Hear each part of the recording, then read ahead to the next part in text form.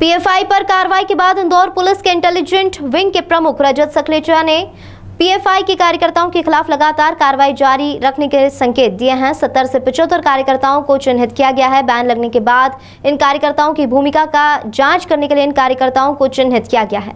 PFI पर कार्रवाई के बाद इंदौर पुलिस के इंटेलिजेंट विंग के प्रमुख रजत सकलेचा ने पीएफआई के कार्यकर्ताओं के खिलाफ लगातार कार्रवाई जारी रखने के संकेत दिए हैं। 70 से 75 कार्यकर्ताओं को किया गया है चिन्हित। बैन लगने के बाद इन कार्यकर्ताओं की भूमिका का जांच करने के लिए इन कार्यकर्ताओं को चिन्हित किया गया है।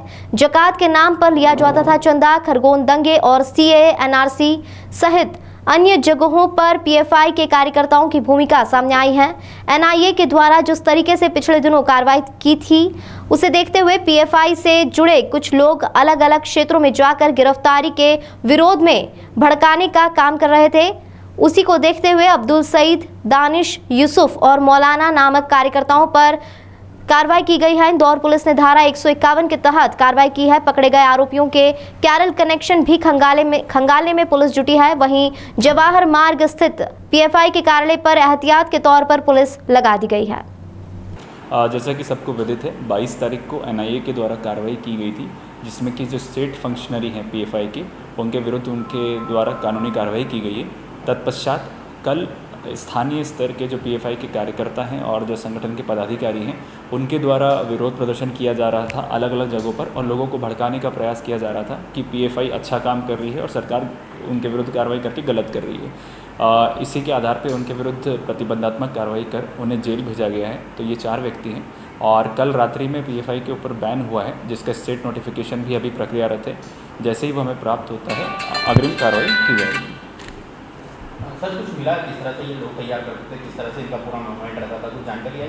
तो जैसा कि सभी जांच एजेंसियों ने पाया है इसमें कि अलग अलग जगहों पर इनके सम्मेलन हुआ करते थे, केरल से लेकर राजस्थान, बिहार, झारखंड, अलग अलग जगह, और पूरे राज्य और देश भर से लोग वहां पर जाके उन सम्मेलनों में शामिल होते थे।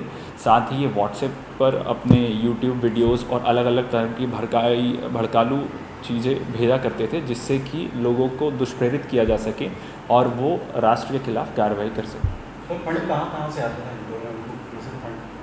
जैसा कि अभी तक हमें जानकारी पता चली है कि एक फ़ंड है जो सेंट्रलाइज इनका केरल में स्थान ग्रुप है, वहाँ से प्राप्त होता था। साथ ही स्थानीय स्तर पर ज़कात के रूप में जो पैसा होता है या अन्य कोई और आदमी अगर दान देना चाहता है तो उसको समझाते थे कि इनका संगठन अच्छी कार्रवाई कर रहा है, इसलिए वो इनको दान दिया जाए।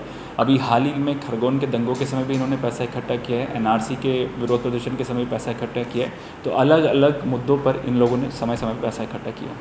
सर, इसके अलावा जिस तरह से लगातार कार्रवाई की जा रही है, तो एक जो पीएफआई का जो बता रहे हैं कि युवाओं को जोड़ने के लिए जिम और अखाड़े से उनमें ट्रेनिंग दी जा रही थी, उसके बाद एक कोई बड़ा कार्यक्रम करने वाले थे, इसी की बात का मैं। तो इनके अलग अलग ऑर्गेनाइजेशंस हैं, जैसा कि टोटल 9 ऑर्गेनाइजेशंस बैन हुए हैं इंक्लूडिंग पीएफआई। तो उसमें कैंपस फ्रंट ऑफ इंडिया है जो स्टूडेंट्स को जोड़ता है, महिलाओं को जोड़ने वाला है, बालकों को जोड़ने वाले भी अलग अलग ऑर्गेनाइजेशंस हैं।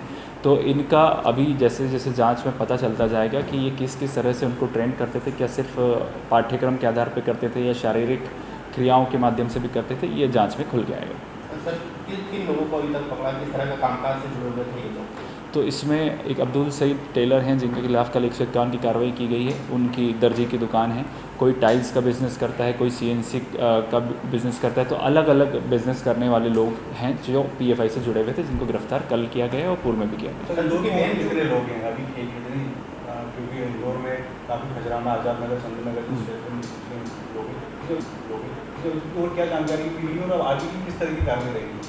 तो इसमें चूँकि जैसे हमने पीएफआई के पदाधिकारियों से पता किया है और उनके जो एनआरसी में विरोध प्रदर्शन हुए हैं या खरगोन दंगों के समय जिन्होंने धरना प्रदर्शन किया है, उन लोगों को हमने तब चिन्हित किया था जिन्होंने पीएफआई के बैनर के तले कार्य किया है, और उनके ऊपर हम लगातार नज़र रख रहे हैं। जो भी ऐसी कार्रवाई कर रहा है या जो अभी भी संगठन के साथ जुड़ा है, तो नोटिफिकेशन के पश्चात उनके खिलाफ कानूनी कार्रवाई की जाएगी। सर, चूँकि अब पीएफआई पे बैन लग चुका है, उनके कार्यकर्ताओं को गिरफ्तार भी किया जा चुका है, तो जो निचले स्तर पर जुड़े हुए थे उन लोगों पर इंदौर पुलिस या आपके द्वारा किस तरह की कार्रवाई की? तो जैसा कि मैंने आपको बताया कि सेंट्रल नोटिफिकेशन जारी हो गया है और स्टेट नोटिफिकेशन भी जारी हो रहा है।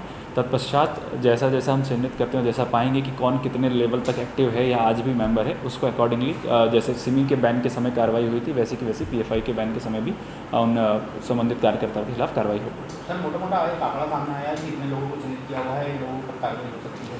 तो समय समय पे कभी 20 लोग, कभी 25 लोग, एनआरसी के समय अधिक लोग, तो हमें 70-75 लोग ऐसे हैं जो एक्टिवली इस पार्टी के लिए काम करते थे, तो उन लोगों को हमने चिन्हित करा।